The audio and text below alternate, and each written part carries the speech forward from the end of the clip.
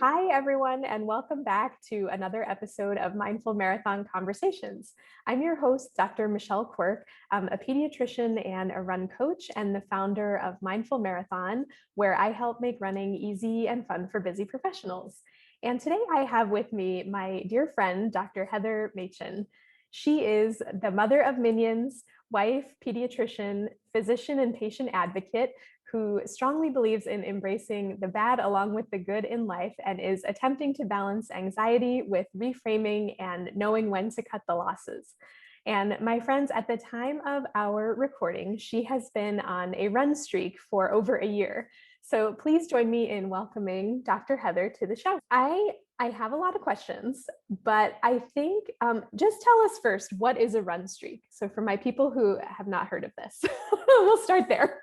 I don't know that I would be able to define it like some like professional definition of it, but my idea, and a lot of people who I've seen do it, is just picking a run, however much mileage you want to do, and just doing it for, setting a goal and doing it for trying to meet that goal. So for me, we moved here to Pittsburgh in I think it was 3 days before Christmas last year. So moved in, got the tree up and everything, and we kind of got the lay of the land that first week. And I figured, like, this is really, like, it's a nice area. I should just try to run for like a week and, like, take it all in, explore the area, because it's a little bit different than where we came from. It's very quiet and it's very serene and peaceful. At any rate, yeah, so it kind of snowballed. I did a week, and then I thought, oh, I should just keep going. I think I could probably make it a month. Like, I'll do that. I kind of alternate, but essentially I've been doing, it started with like 1 mile, and then it quickly turned into 2.5 miles. And then on the weekends, when I have a little bit more free time, we have a park right next to our house, and I go longer. So yeah, but I would think a streak is you're just going to go run and do it for as long, or, however much you can. Yeah. I didn't realize, I didn't know if you woke up like last New Year's Day and you were like, I'm just going to start this. I did. I kind of did. I thought about it a little bit before. But then I did. I woke up on New Year's Day and I was like, I'm just going to do it. Like, I think I can do a week. Like, and honestly, like, I've probably streaked before in my life, before kids. But didn't even pay attention to it. And we've lived so many places, and we've always had really, like, nice areas to run in. Some places you have to drive, but for the most part, we've been able to walk out of our house and just go. Mhm. And where we lived before, it wasn't quite like that. There was like a really busy street, like, around our neighborhood. So if you wanted to get anywhere, like, you really couldn't avoid that street. So we would have to Yeah. drive someplace. And so I just felt so rejuvenated once we got here. Yeah. But I definitely didn't have it in my head initially that, it would be a year. It just turned into that. And, I was a couple months in thinking, like, I could probably go for a year. Oh, I remember, yeah, you sent me a text and you said, by the way, I've been doing this I was very quiet about it. for a few months.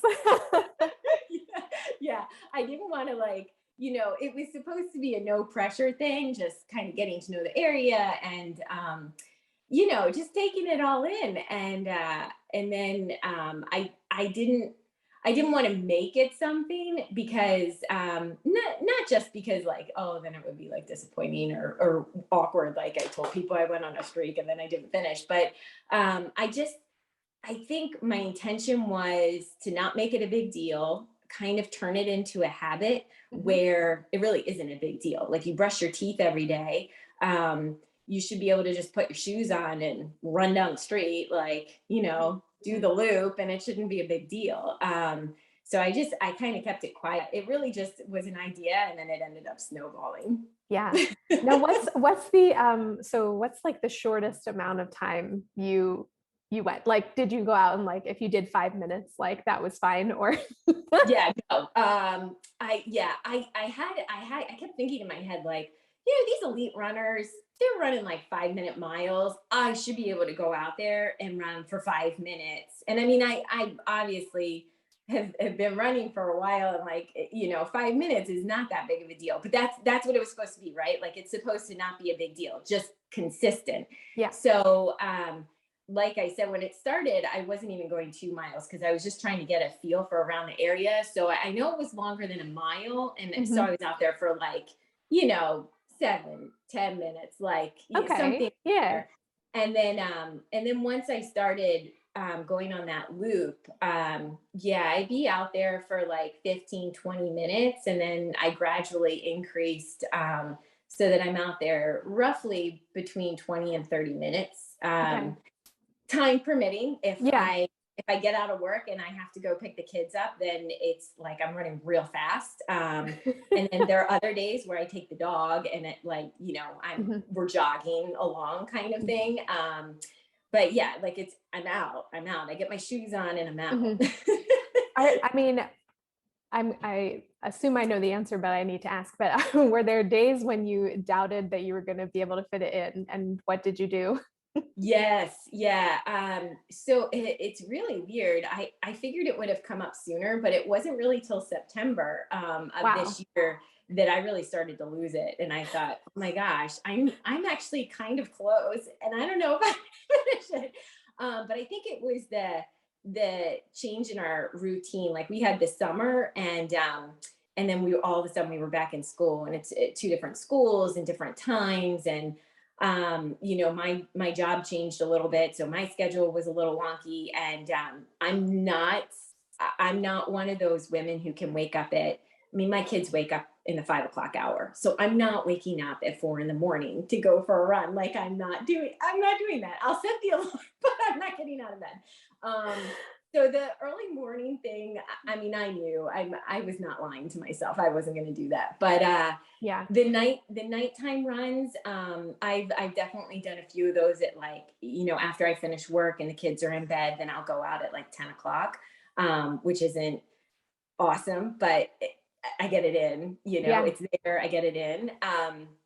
And there are times when we are in a crunch where we have to be places, like I have to be at two different schools or something, and I wanted to go for 5 miles. I thought maybe I'd be able to fit it in, and I can't. So I like squeeze in like as much as I can, and then jump in the car. I'm dirty a lot. Like I don't. I think you've got to be able. There's lots of balls, and you got to be able to figure out which ones you can drop. So Yes. the shower comes when it comes. I know my husband, he'll go out, and when he's done running, he's like in the shower, and that's wonderful. And I wish I could do that, but I got other stuff to do, so I gotta keep going. So there were definitely days where I was like, I'm just gonna fit it in really quick, and then go and do whatever I need to do. And I show up, you're like sweating. I'm at the dentist's office and I'm disgusting. I know, it's gross, but I had to do it. The shower happens when it happens. It happens when it happens, right? Yeah. Would you say, I mean, when you started, would you say that your why for starting the streak has changed now that you are over a year into it, or is it the same? Yeah, I think that's a good question. There was definitely a bit of a transformation. I think like an evolution. I don't know that I really started it with these grand intentions of like, I didn't know. I didn't expect that to happen. But now when I go out, I don't know. I think everybody has a little bit, and maybe especially physicians, there's a little bit of a control factor. And I think with the pandemic, if it's done anything, it's shown us like we are completely not in control. We're not in control of the virus. We're not in control of other people. Science is an ever evolving process that we're just constantly learning and data collecting and trying to figure out what our next best step is. And so Yeah. I think it kind of had a similar effect on me where I felt like I could control something. I could go out and run. I put my Mhm. shoes on every day. I have control over those choices. But Yeah. I don't always have control over how it feels. I don't always have control over, what's happening like in my brain out there. Sometimes I get really into my head, and other times I'm just out there listening to the birds. And I think it was a really good learning experience for just making friends with whatever comes of it and being able to accept whatever comes of it. And then you just kind of you hold on to the things that give you that motivation, and you use them as much as you can to keep moving forward. I think it is something where you can't overthink it. You just put your shoes on and you just keep going. um, and you kind of have to be a little gritty about it sometimes, because it's not pretty. Yeah, there are definitely days where it was like gross weather out and I had stuff to do, or I was tired, and my legs hurt, and I'm like, oh, I just don't feel like it. But then I think, like, I'm so lucky that I'm able to make that choice. So Mhm. I'm gonna make the choice to put the shoes on and go, like, just Yeah. go. And so Yeah. I feel like, if anything, it's taught me to be um less everything else and more grateful. Mhm. Just put your shoes on and go. You're lucky that you've got the ability to do this. So go. Yeah. Yeah. No, I mean, I listening to you talk about it is it's amazing. I knew it would be. That's why I wanted to talk to you in more detail. I've thought about doing a streak or maybe for like a month, like a short-term thing. But yeah, I don't know. You make me It's want to try it anyway. it's doable. Yeah. I think for anybody, when you have like these great big goals that seem kind of out of reach, Mm, it's sort of, I don't know, it kind of shuts you down a little bit because it's too much. yeah. Um, so I mean, I never thought when I was like, 14 or 22 or 30 even, like, oh, I'm gonna do a run streak for a year. Like, it Yeah. just didn't really dawn on me. And then once we had kids, I mean, I don't even know, like, I'm probably not even making sense now. Like, I feel like my brain is mush all the time. So it definitely wasn't something where I was like, oh, well, when I'm 41, three kids deep, and some career changes, like, I'm gonna go do a run streak for a year.